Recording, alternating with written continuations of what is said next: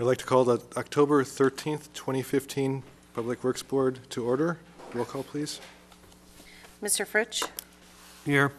Mr. Pickard? Here. Mr. Reich? Here. Mr. Temperley? Here. And Mr. Shar and Mrs. Wolf informed me that they would not be here this evening. Okay, next, correction and/or approval of the minutes of September 8th, 2015. Move to approve. I'll second that. Motion and second to approve the minutes. All those in favor, please say aye. Aye. Opposed? Minutes are approved. Item 4, questions and public comment. Seeing none, we'll move on to item 5, discussion recommendation on electric and sewer cash flow and debt analysis.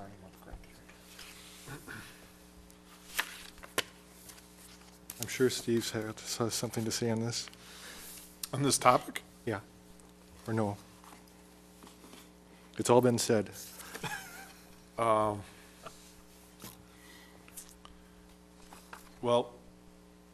it's all about where the money goes, right? And I guess from my standpoint, we've historically, and when I first got here, we kind of set up a plan that I listed in there. But as the years have moved on, we've moved more into a, we used to just concentrate on street rebuilds. And I probably should back up a little bit and start with this. Tonight, we're just want to start discussing how we're going to set up a timeline to get this decision made. And a lot of the information was background information on what we currently do and what we've done, and then there's some information there on, how a timeline should be kind of structured and some of the things that we might use to determine what the timeline should be. So that's kind of what's in this memo. Now, let me just back up a little bit farther, because item 5 is electric and sewer cash flow and debt analysis. That's what this is. And the memo was mostly about roads, right? Right. But tie them together for me. it ties to the conversation that we had on what drives most of our water and sewer issues. Electric isn't quite tied together in the same way, but there are 3 issues that are primarily driven by and intimately tied together: water, sewer, and roads. And another definition, and I tried to define that down in the heart of what conditions we use to determine what street should be done when. One of the first items I go over is that there are probably some definitions we'll ultimately need to work on, because even amongst the staff, we talk about some things and we use terms that are kind of interchangeable. So when I'm talking, I say a roadway, I mean from right-of-way line to right-of-way line, or property line to property line, however you want to look at it. When I talk street, I'm generally talking back of curb or back to curb. So when pavement doesn't include the gutters, it could define all different kinds of issues. So as we start to move through here and we're looking at it, sometimes we define a street that's curb and gutter and pavement, but the curb and gutter is also part of the stormwater system. And so then when we're talking about stormwater systems, well, how does the curb tie into the stormwater system? Well, actually the whole street is a stormwater system, because from the property line or the right-of-way line across the sidewalk to the curb is supposed to be able to hold the 100-year flood and transfer it out in some form or fashion. That's why you want all your houses 18 inches above the curb line, is to get them up and out, and then we always try and have a 4% grade from the property line out to the curb line, and then down, and then we have a certain size storm sewer in there, and that storm sewer isn't designed to hold the 100-year flood or even the 50-year flood, so you have to have that street being able to haul that water somewhere and then discharge it to an appropriate outlet. So in other words, the road then becomes a drainage ditch, Yes. such as what's happening in South Carolina. And so when we look at the street, we're evaluating tons of things. And if you read the WISDOT reports, what's the most important first item you always evaluate when you're doing a street? Drainage. Drainage. And so when I'm talking about streets, what's the first thing I generally talk about? I generally talk about, we can't fix that street now because there's no way we can do the drainage, and investing money in that street will be a waste of effort. Which was the Mulberry case back already twice now, and Grant Street was another one. Even West Madison Street had some issue for that, although it's got enough, unlike Mulberry and Grant Street, West Madison Street has a lot of relief. In other words, it's got a lot of high points and low points, and you can run the water to them and then just get it out. So that there is some drainage ability on West Madison, so it changes how we view things. When we did West Madison Street, we went through and evaluated, we TV'd the sanitary sewer lines. We evaluated the manholes and the covers. We evaluated the curb lines. And we made decisions on how we were going to repair that street. Same with Browns Court. So when you looked at Browns Court, two very significant issues are, where's the water main in conjunction to the sanitary sewer? How old are they? What kind of construction standards were used there? What's the full width of the right-of-way? Will that impact how the overall drainage is, how we're going to get the new construction in there, what kind of construction standards we're going to need to use to make that work? And we evaluate all those conditions as we're looking at a street. So they all tie together, but when you're looking at a street per se, and you want to make a decision on how to determine whether a street should be replaced, you're normally looking at trafficability. And that means, can you drive on it? And most streets are evaluated by smoothness. And so when we look at streets and we've used, well, we're required by statute to use PACER, and we have at least 16 years, probably 18 years of data on that we might be able to access. I'm not quite sure if we,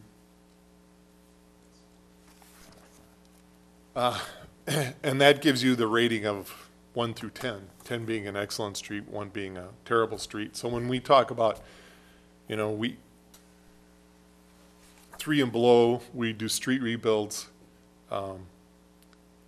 Above 5 is considered for some type of maintenance, and 8s and above should be very good streets.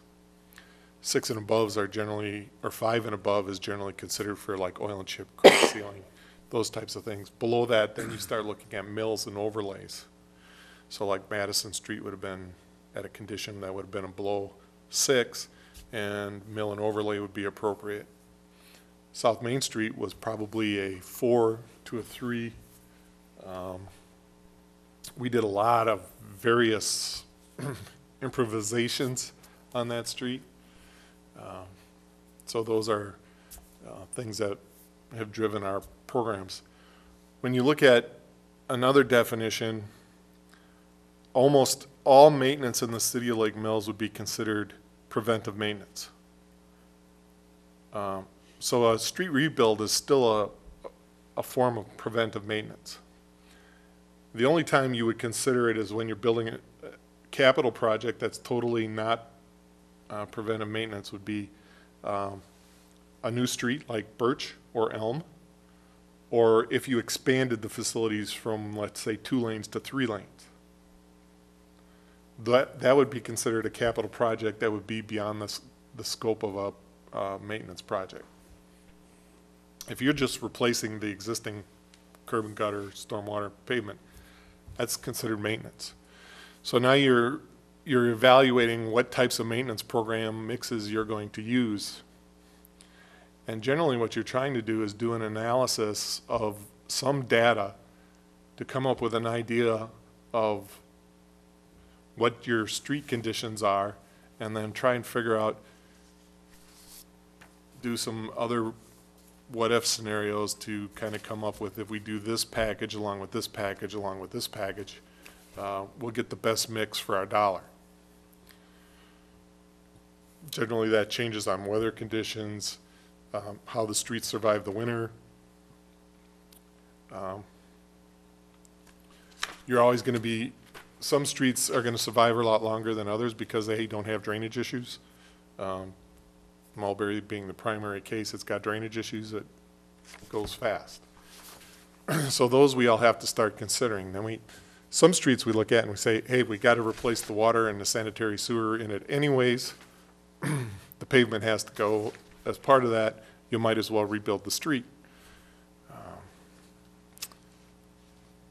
How extensive the street rebuild becomes is dependent on, you may just redo the pavement and portions of the curb and gutter. You may do all the curb and gutter. You may just do the asphalt and stormwater. That all depends on other conditions that are involved. But as you try and analyze that and figure that out,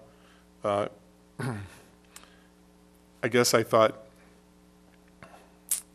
the discussions were, are we picking the appropriate maintenance types for the street projects that we have? And really, the last time we did any extensive thought about it was probably in 2002, 2003. We've been pretty much running on the philosophy that we had then.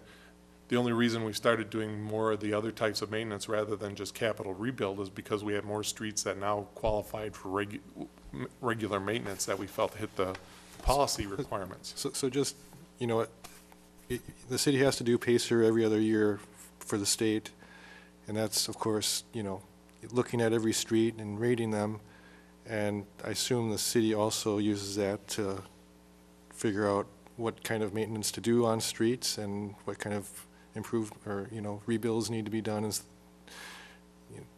milling, resurfacing, seal coating, crack sealing, et cetera, right? I wish I could say that. I wish you could too. We use the information on more of a subjective, and that we know what the data is, we kind of have an idea what the streets are. I'll flip back. Brewster is the last street left on Vern's Capital Works project that was supposed to be done in 2000. That was on his list. So a lot of the streets that were either still on his capital improvement list or were added in because they hit the conditions we felt forced them to move into a category of needing to be worked on. So at this point in time, obviously Mulberry and South Main Street rose to the top. Those two streets have driven some of the other projects that we're looking at, like East Lake Park Place and Madison Street, some of that work on West Prospect Street. We anticipate that Ferry will be a pretty substantial alternate route as part of the traffic, and so getting people there. And then East Lake Park Place will be a primary access to the high school. The stormwater drainage coming off of South Main Street will be a huge issue. So those all tied together. So now those projects are being driven. So some of the other projects are getting, their timeline may not be quite where we would say that we want to do this, but there are other things driving it and letting that. Well, if it doesn't, these things happen, schedules, you got to look at the big picture, but, the PACER ratings, I would think, could drive a priority list, given not all these other things coming at you. If we didn't have those other things coming at you, what bubbles to the top? Right. And not necessarily to the top as the worst, but top as the most valuable to do to keep the roads in good condition as long as possible without, because, obviously, if you work on the very worst all the time and you neglect your maintenance on the middle of the road ones, that's not a good situation either. And so it's how can you spend your money to maximize your bang for the buck? And, well, that's kind of where this debate's going, but it also falls into some issues you brought up which were very accurate. We can do the analysis on the Pacer and do a better job than we have done. And Dwayne's working on that for me already. The issue then becomes resources, the money and the manpower is what becomes the blend that works. And I don't know that you necessarily come up with what's the most efficient and effective. Sometimes it's what values are involved in that. And so the Public Works Board and the City Council are going to have to say, we feel that based on this information, this is what would be the best for the community. And sometimes that's the decision we have to go with. And so I think it's a good time to have that conversation. We got all winter. We can put together a timeline, say that sometime in this is how much resources we're going to put to this. This is our timeline that we want to see this. This is the timeline we want to see this. And by June, we want a new capital improvement plan that has incorporated this analysis, and we can look at it and say, hey, we believe that you're putting the dollars in the right place, or there needs to be a little bit change in the mix. And if you agree with that, then I think what we'll do is we'll put together a preliminary timeline, put some estimates at the time and resources that we're going to need, and see if we can get that approved to get that done.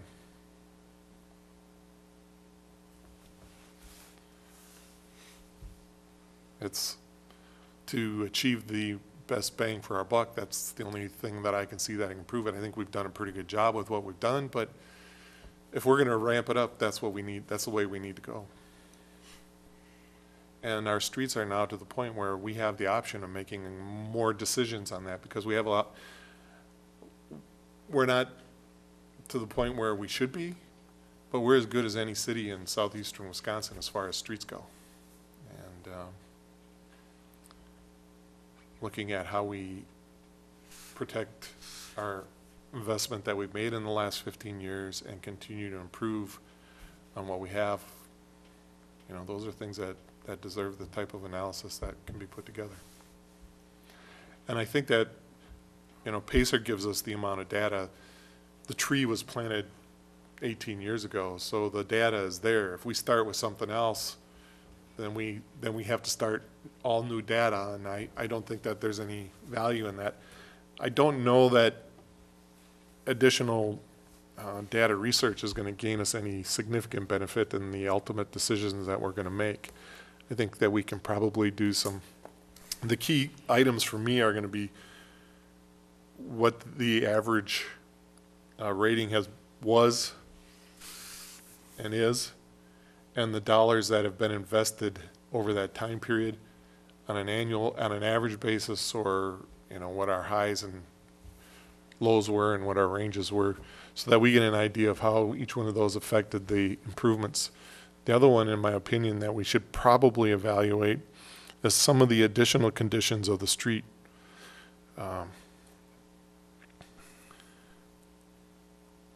I know for a fact that Mulberry has never lasted the 25 years that most of the streets have lasted, and in fact, you look at Brewster, it was put in 72. Madison Street might have been longer than that, and South Main Street was sometime in the 40s. Now, I'm sure that there had been some overlays done in that time period, but still, that's a long time for a pavement to last in comparison to what you're getting on some of these streets. So there's some other conditions that may need to be evaluated in order to come up with reasonable decisions.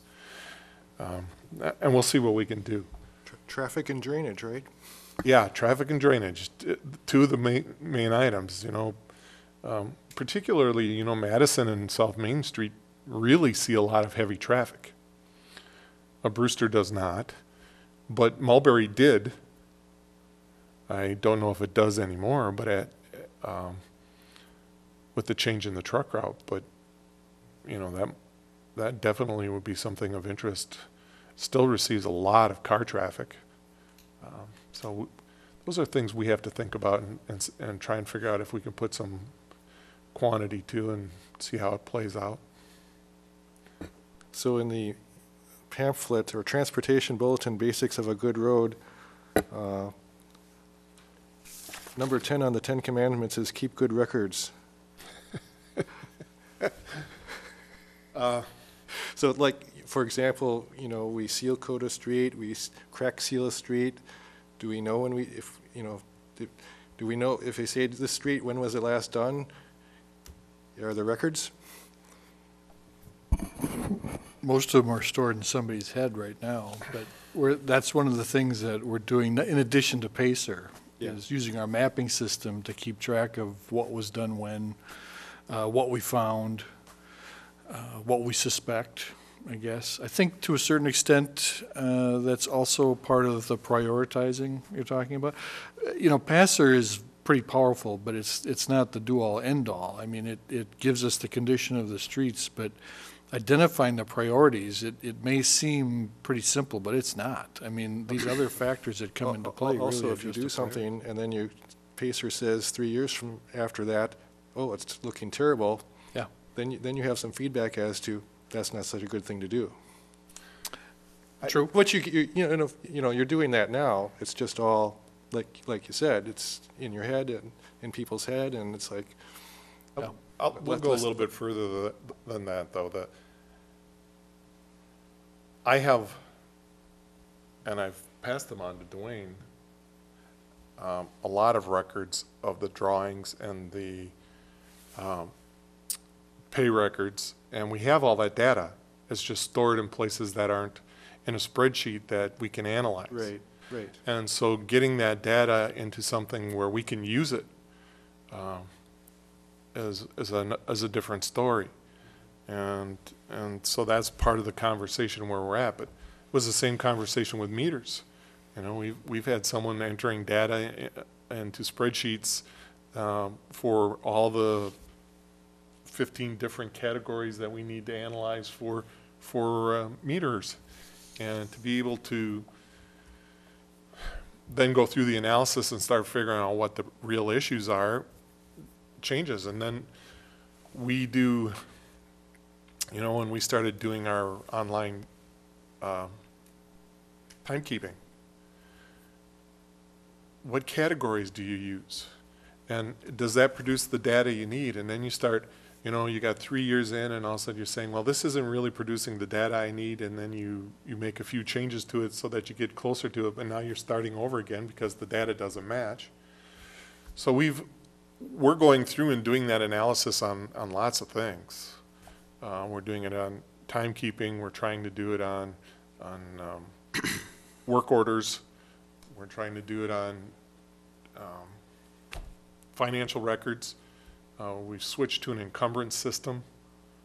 So we're doing all kinds of things to try and get better data, but the argument that we make in our meetings when we talk about this is we're so lean, who writes that down? You know, the police department talks and he says, we do a 5-minute operation and we spend 35 minutes writing down all the stuff that we did in that 5 minutes.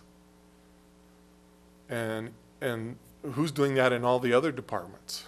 Well, in fire department, Todd does a lot of it, but historically, there hasn't been anybody in streets department or parks department that does that for us. When we do a capital construction project, we have an engineer out there recording it. So a lot of that data is kept in place, but then putting that into spreadsheets where we can do the analysis, because, you know, you got all this square yards of asphalt, you got your price per whatever unit, and then you got totals. Well, I think you need to start with what kind of analysis do you want to do? What kind of information do you want to extract? And then that drives what data to collect, because you don't want to collect data that's not useful.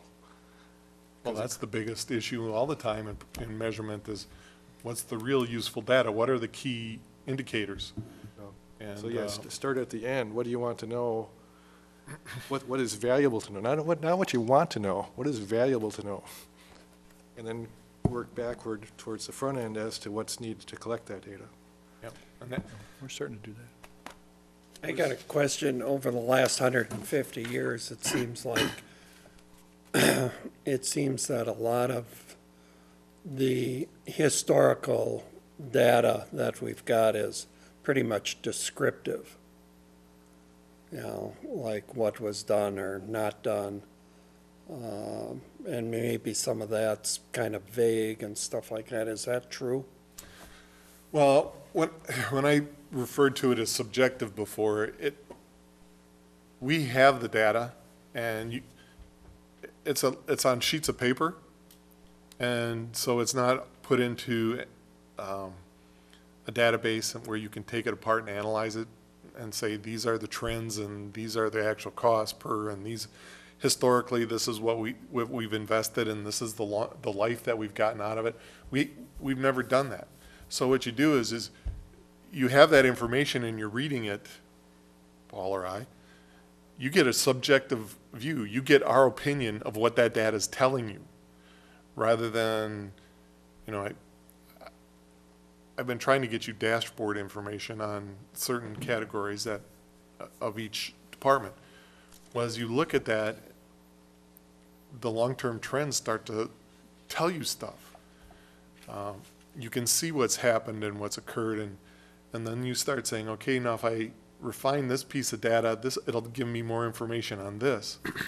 And so that's what we're trying to discuss is what data we need to collect to get us to a point where we're actually achieving the outcomes we want to achieve, which is what Mark said.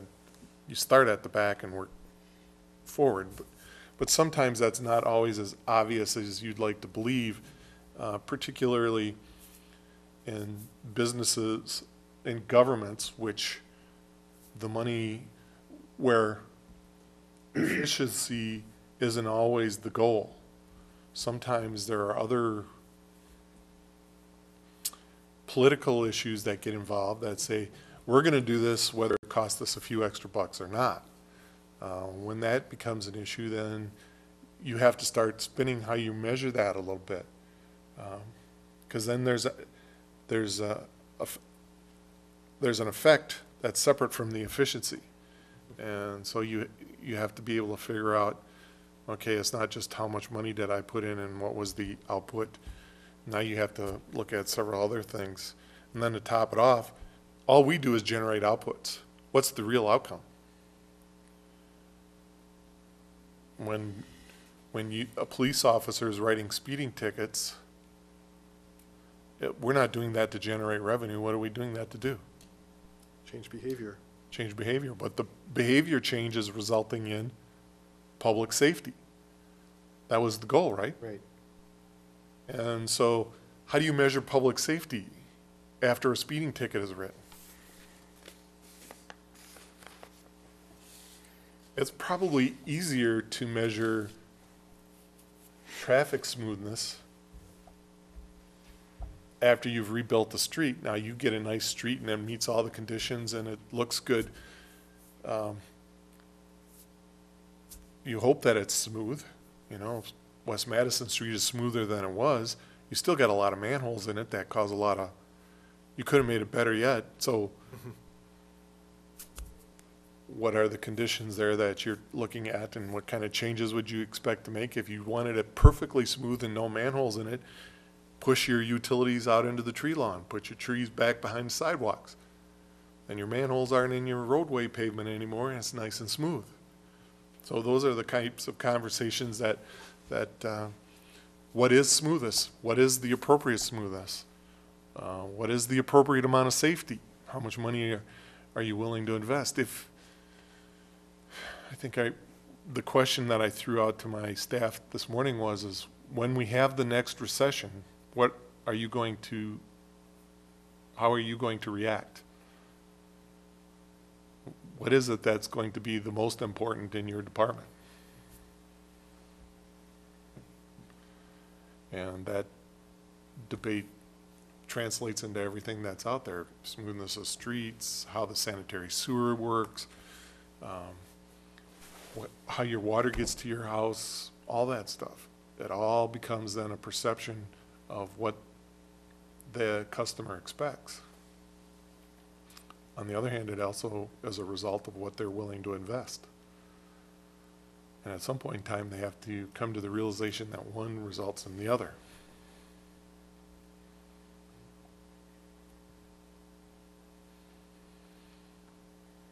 So what should we take for next steps here?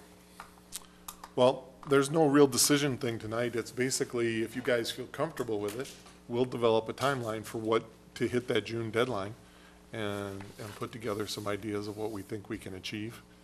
And maybe we'll evaluate whether we need some additional dollars for outside resources and those types of things. And I know when we did the meter one, we hired a temporary person to do data entry.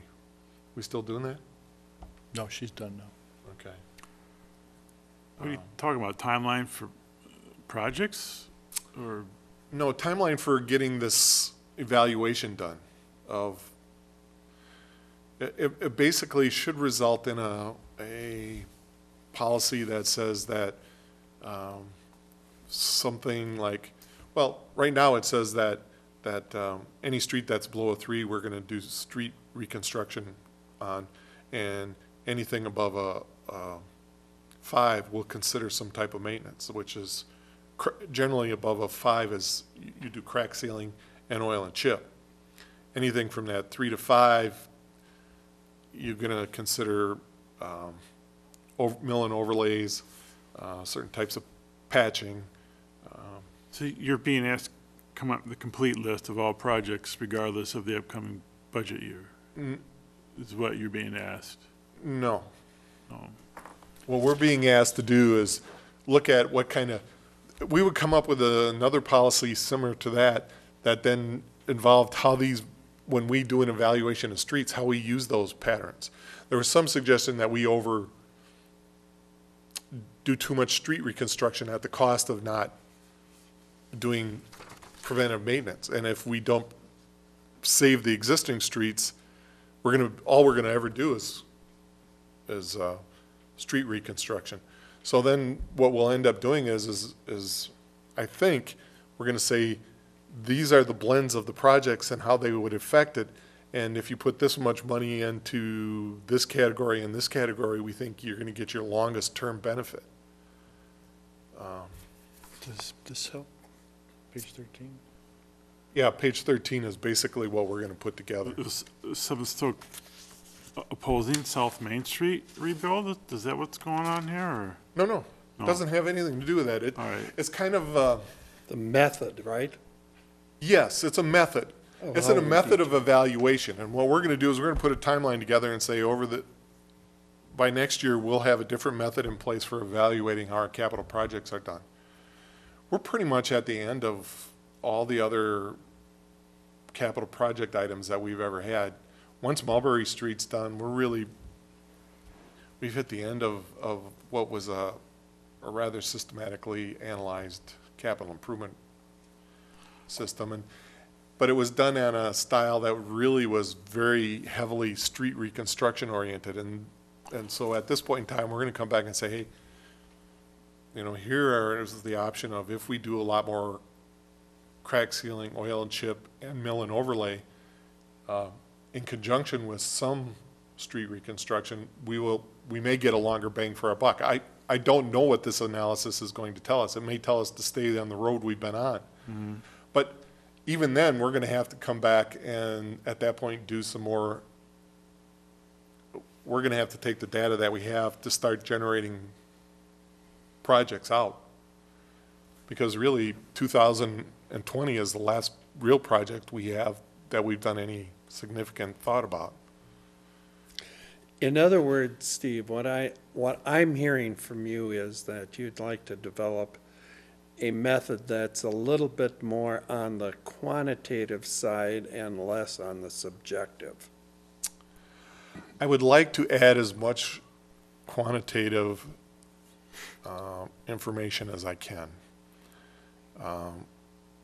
Which would then boost your analysis of which road gets a priority and how we're going to take and handle that. Yes, but it also should give you a better idea of, if, let's say we do it this way. We invest, in 2020, we invest $60,000 into oil and chip, which also requires crack sealing. It also will require some patching, because we haven't done it very well, but you should go in and do a certain amount of patching, you should go in and do a certain amount of crack sealing before you do your oil and chipping. So we invest $60,000 in that. We come back and we say, we also want to invest $30,000 in some mill and overlays. And then we want to do $400,000 of street reconstruction. Or we may come in and say, we want to do $200,000 of street reconstruction, $250,000 worth of mill and overlay, and $100,000 oil and chip. And this will start giving us the best bang for our buck in maintaining our streets over the long haul. In other It words, doesn't tell you specifically which streets, but it tells you what types of maintenance should be used and generally an idea of how much money should be invested. so then you also have a better estimate of which of these different methods produces a better outcome for us. Well, we kind of know which one produces a better outcome.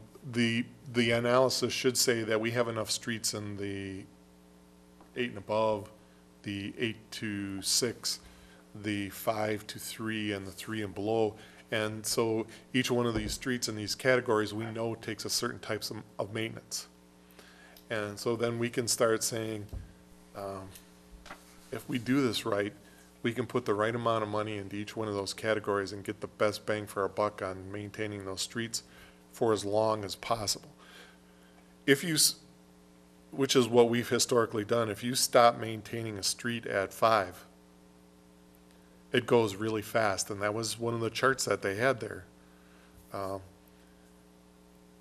So the question then is we're going to start investing more in that category, but we already know we're going to invest more in the 6 to 8.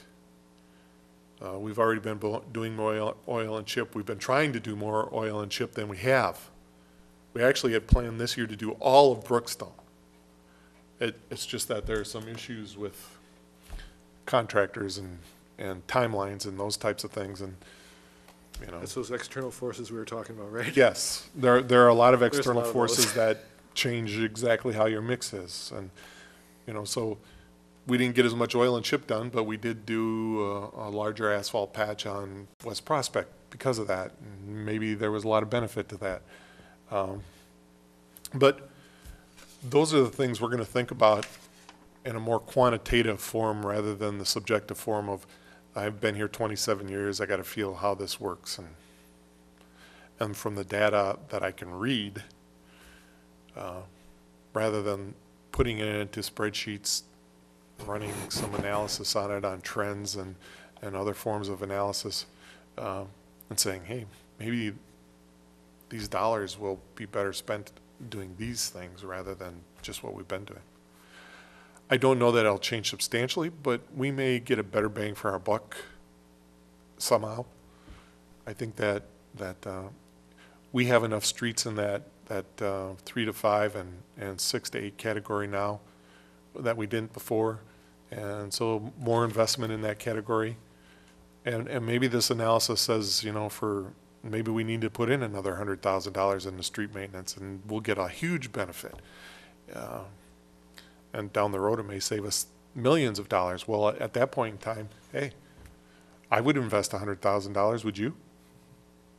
To save millions of dollars over a period of time? I would. So those are the types of things we may be able to come out with. I'm not saying that, but the more analysis we put into it, it can't hurt. And so what I'm saying is we're going to put together a timeline that says by next June, we're going to try and have something put together that says we can do this or we can't. You know, way to prioritize what we do, not specific street projects for the upcoming But- budget year. But give an idea of what our best mix of maintenance practices would be. Yep. The method. I think it's a worthy goal. A little more analysis might shed light on how to adjust the mix of maintenance and allow us to make our maintenance dollars go farther. Can I ask a Let's- question? The roads last longer. Can I ask a question? And it's going to help me more than you, probably, but when we get together and talk about what streets are priorities, we have similar criteria, but not exactly the same, right? Not everybody has the same idea? That not everybody thinks alike? Different Gosh, people I have different hope- priorities? I sure hope not, Marcus. If everybody thinks like me, we're in trouble, but That's news to me. what, from your perspective, what would be the data that would be of the most value? And maybe I'm asking a question that requires some thought, and we come back to Yeah, it. but- that, maybe keep reminding us. So to me, the inputs are the pacer information, different maintenance options, what's the expected or projected impact on that in terms of changing the pacer rating, how many years that lasts, and cost. What are those costs for those different options as well? Okay, And just, doesn't have to be precise, it has to be, reflect reality, but not be a made-up, not be a totally off-the-ball number. When I looked at it and I thought about it, we do have some numbers for each one of the categories over a number of years. And they're in the pay requests. And some other data, there's a report that I wrote at the end of each year on each street project, and we can start breaking those down. Yeah, I And we would- can put together some ideas and bring them back here and say, based on what would historically be used, because there's a lot of PM information out there. We could say, historically, these would be the key indicators for helping us make those determinations. I would think between Brandon and Dwayne, we do have a lot of that. Well, we do. Yeah, for at least the last Well, X number of years. Betsy's got all the financial data. But we also At your have, fingertips. as-built information, different things that we've encountered. I mean, there's other things under the ground.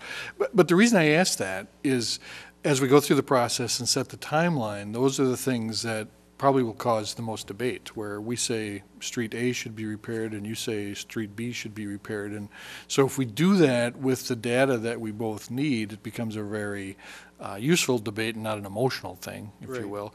Now, we're never going to get the politics out of it because that just will happen. And so when that comes across, we'll have to, and cost might be the most political thing of all, that, X number of dollars to do whatever we want to do. And so what I'm trying to do is, we've talked about a number of things tonight, and of course with Steve in different meetings, and I'm just trying to make sure we're all kind of starting to see the same outcome or the same goal here. And It that's gets a little why I fuzzy. think keep us kind of in the loop and keep prodding us, well, what are we thinking, and so Yeah. on, so that we don't wander off into the pasture. Okay. I think, and we have to be careful when we cross lines and communicate here in that this is a methodology for picking streets. Once we get to the point of picking streets, there's still be politics involved, and Oh, that yeah. goes away, Yeah, and that's yeah. listed in there. To me, it's a guideline and not a final decision. Right, but it gives you a very analytical process for Right. hitting that, Right. and so that at that point, we start using that to say, okay, these are the streets that we recommend replacing here, and then it goes to a debate. Right. Because there's always those external influences. Right. And they're gonna be, it's historic, every year something changes, and Yeah. Are there proven models to build on, or things that other communities have done, or recommendations from the DOT for what you do with for streets in each level of condition, what should be taken on those, or what a good mix is? basically that, using the Pacer manual for each one of the categories, gives you an idea of how the mix should be done. So basically, they're telling you, go analyze your Pacer ratings, and that'll tell you what your mix should be. There are some categories in there that I think are simplistic, and they basically lay that out for you and saying, hey, if you got drainage problems, you might not want to worry about the street. Or if you got this problem, this is how you fix this. Or there are certain sets of categories that change how you use your analysis. So you have to go through and start scoring each one of them in a fashion, each street in a fashion.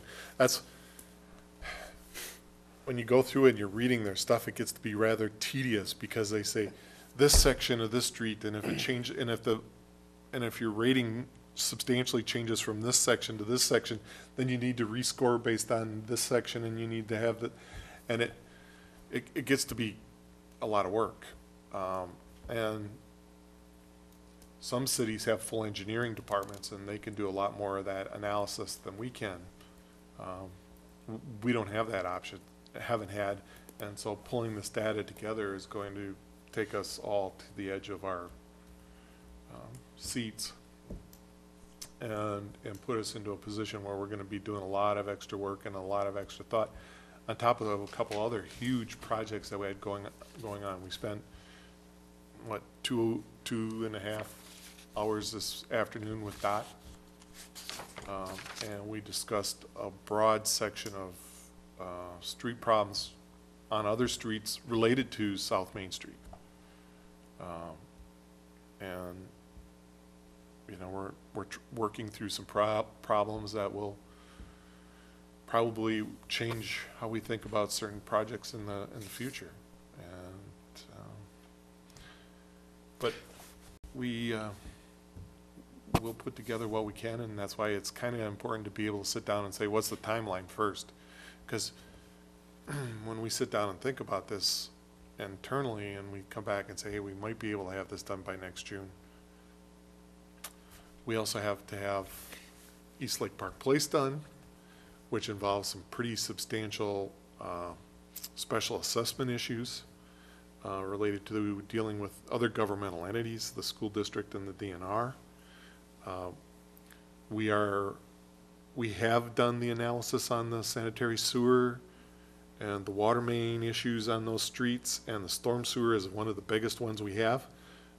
And we're just about done with the storm sewer. So, but then we're also thinking, well, what are the traffic patterns going to be around it? And maybe we should go in and do some type of reconstruction on Woodland Beach Road. Trees are going to be a huge issue, just a huge, huge issue for us. And we're responsible for that. We're responsible for right-of-way acquisition. So that'll take, you know, that's a huge amount of time between engineers and our consultants and our finance department and interacting with the public. Because when you're talking about, you know, acquisition of certain rights, people are pretty interested. So we will have a lot of work to do in the next 3 years, just a ton. And then there are other things that we're looking at every 3 months. For the first year, we're meeting with DOT to go over construction issues. Then we're going to shorten it up to about every month and a half, and then it's going to be every month, and when we're actually in construction, it's going to be every week. And we're probably looking at bringing in an extra person who is going to do nothing but walk up and down the street and tell people what's going on today. Because that's a huge issue, because every single day on a construction project, something changes. And so we're just going to have to be as... Just put it on a website. Yeah, it'll be on the website, and, but It's hit and miss. I believe that, you know, Wanakee had a person that went door to door, and I think that's going to be the key issue here. Yeah. And we are under an incredible timeline crunch, are we not? The construction project today will start April 2nd and will run until the end of October, and I think they think that that's not going to happen. South Main? South Main. And any staging for certain types of events probably got thrown out the door. The key issue that we debated today that has to be done is how to get fire trucks in and out of the fire department. And then how to keep access in the construction zone to emergency vehicles, not just fire, but EMS and police. Was your question more about how we do the evaluation and use the PACER ratings and stuff? As far as DOT guidance and what have you? Yeah. I think we can give a little, and you can either nod or shake your head on this, but we were at a PACER meeting a while back, and I can tell you, first, the DOT, really, the help they give is facilitating PACER. Beyond that, no advice. But in talking to some of the folks at this program, there are some that have a very in-depth analyzation tool that they've already developed, and others that are kind of like us, where they're swinging and missing a little bit. Would that be a fair? Who was the gentleman sitting next to me? Oconomowoc? Was he from? Yeah. Middleton. And, yeah, of course, Middleton, but, just kidding. So I think there are some communities out there we can talk to. I think Beloit's got a pretty good setup, if I remember right, but, you know, we can see if we can find some of that information out too to kind of respond to your question. I don't want any, I'm not looking for any proof of anything like that or things like that, just, it sounds like you're kind of starting from a blank page, wondering how to use the data and so forth, and I'm wondering if there's, I don't know, I know nothing about PACER, just what I've read from what you sent, so brand new to me, but I don't know if there's, so this is evaluating your streets, but it seems like the logical next step is some sort of model that tells you what you do with that data, from operating capital improvements and maintenance to help you figure out where you do best spend your money to get the biggest bang for the buck. And I was just wondering if something like that already existed. Yes, Right. but Right. there are other tools out there that are available. The question is do we have the data to make it work? And then putting that in place. I think probably Paul's right between what we have up here as far as financial and policy data and what those guys have as far as construction data and the actual PACERs. We can probably generate. That's how long is it going to take us to generate it? Right. And then, you know, like Middleton and Beloit, they have huge engineering departments. The amount of data that they're keeping, you know, trying to fill those might be beyond our. Right, but they might have some insights as to what they've determined is good, valuable data to have. Yeah. You know, rather than reinventing all that, we might be able to find out what they're doing. I mean, a couple of quick calls, we can see if we're on the right track or the wrong track, I think. Beloit's got bigger issues than PACER right now, but. Police officers? Yeah. So does this help you guys get Yeah. started? Well, we'll come back with we started on a logic model, but we'll probably also do a flow model. And the flow model will give you, it'll probably have chronological attachments to it to give you an idea of when we think we can be back with what we need.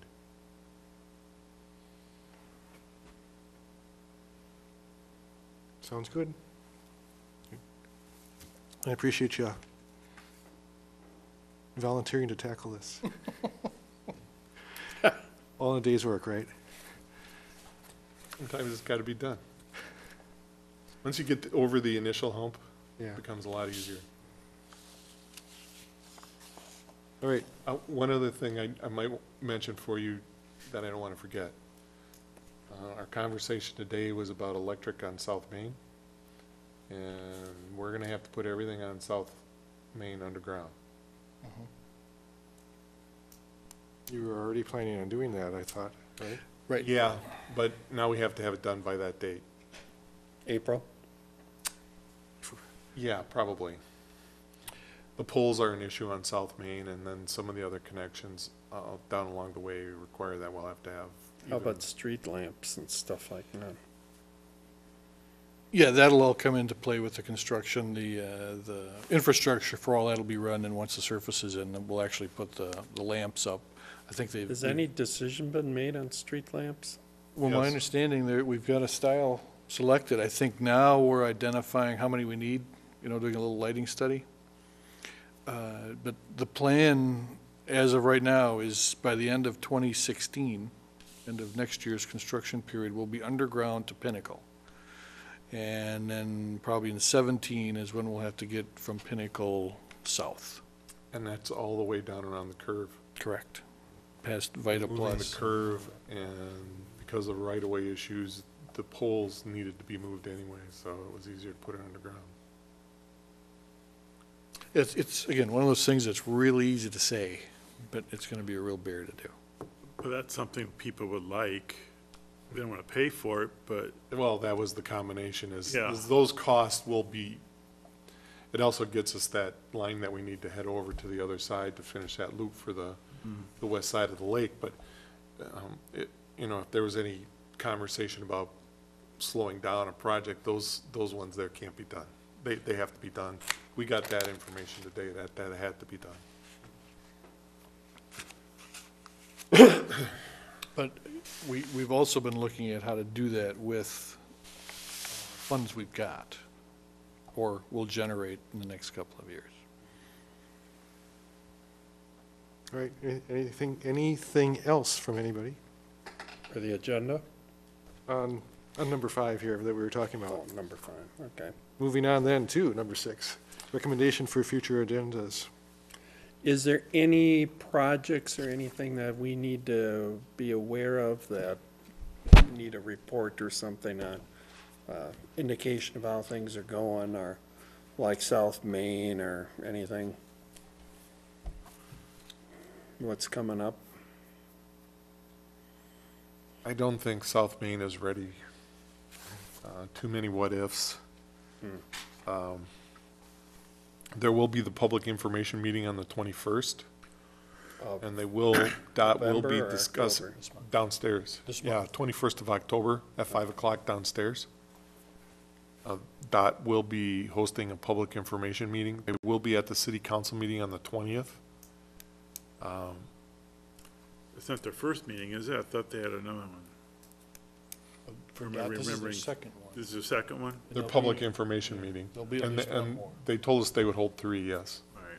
So, but the other one will probably be just before construction starts. We've done all the water and sewer. We've submitted that to DOT for South Main, right? The water and sewer. And given them kind of a rough timeline of when we felt it could be done and what we needed. I take it the big issue of detours is still being worked on? I think their statement to us today put it in this framework. And let me make sure that you guys agree with me, but there are a lot of projects in the state that are being cut that are more than willing to take your money if you don't want it. So in other words, we, You get what you get, or you shut up, go Yeah. away. Would that be an accurate statement, guys? Is that what you told me? Pretty close to the exact quote, yeah. And apparently, they're gonna have a high-ranking DOT official there on Wednesday night to make that statement. so in other words, we can't quibble about things. I think the idea is you're damn lucky you got what you got, and you better be quiet and take it, because someone else is more than willing to take it for you. But they are pretty committed to this project already, it's, They're very committed to this project. We would have to say we don't want it. okay. Glad to hear that. Probably the bigger issue is. So is don't that- give them any ultimatums, because it might not be, Yeah, Good I think outcome. that would be it, is, you know, you're coming in and you're saying, hey, you know, we were looking at ways to get in and out of the fire department, and there was some suggestion of going around, creating a temporary road out around the south and going out to Ferry, because that would give us the best access in both directions to the fire department for all people. And 90% of your traffic heads north, and 90% of your volunteers are coming from east, west, or north, so that to get into the fire department, they're coming from the north. And so but there are a lot of issues that go to the south, so being able to access from that part of Ferry was probably the most logical option. But they didn't want to do it because, and let's remember, normally this is a minimum of a 6-year project timeline, and we've cut it down to half that. And they would have to start all their environmental and archaeological over again to be able to add that street to the project. And that would have kicked us out another year or two. And they were absolutely not interested in that, and neither was I. So we made some pretty big concessions in staging and access to be able to keep this project on time. But basically their statement was, is you're gonna get the, without any frills, you know, a lot of projects historically, you could have gone in and said, we really need that right away, and they would have come up with the money to, or that alternate route, and they'd have figured out a way to get that money into the project. But that's not the case now. The case now is, you know, if you don't want the money, I got someone else who is willing to take it. It's a different world. So what we have to do is make sure that we take somebody else's money if they, is that's the strategy. Money's scarce. All right, done with number 6 on agendas, then we'll move on to number 7 and declare the meeting adjourned. Thanks, everyone.